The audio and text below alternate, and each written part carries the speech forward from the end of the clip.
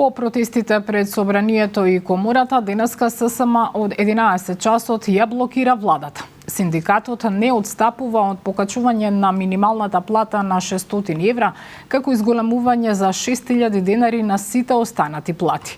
Од Стопанската комора сметаат дека низ диалог треба да се дојде до решение за платите. Протестот го следи Маја Стојановска. Маја, почна ли протестот и кои улици се затворени?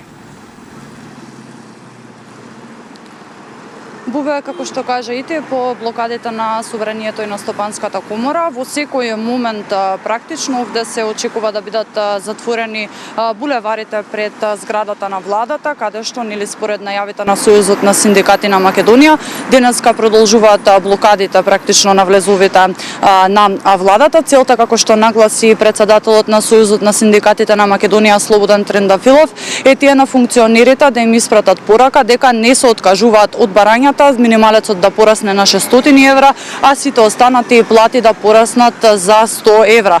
Во овие моменти, додека ќе трае блокадата, во владата се одржува редовна владина седница, па од синдикатот нагласија дека токму тоа дали на оваа седница ќе бидат споменати овие нивни барања, преземено нешто во врска со нив ќе биде практично причина за организирање на следниот голем работнички протест кој што го најавија, секако доколку нема никаков исход, а следниот чекор потоа кој што го најавуваат синдикатите е организирање на генерален штрајк на територијата на целата држава и во јавниот и во приватниот сектор. Она што исто така го најавуваат од синдикатот е дека тие ќе соберат 10.000 потписи со цел да станат овластен предлагач на закони, па до Собранието и официјално да достават предлог за намалување на функционерските плати за 80%, а како основа на нивната плата да се зема минималната наместо просечната плата. Ставот на владата, кој што тие неколку пати веќе јавно го кажа и представници на владата и самиот председател на владата, е тоа дека синдикатите заедно со работодавачите треба сами да се договорат за секое покачување што ќе биде надвор од она законски предвидено во март, каде што минималната плата ќе порасне за околу 1500 денари на веќе оние 24.400 денари колку што моментално изнесува минималната плата.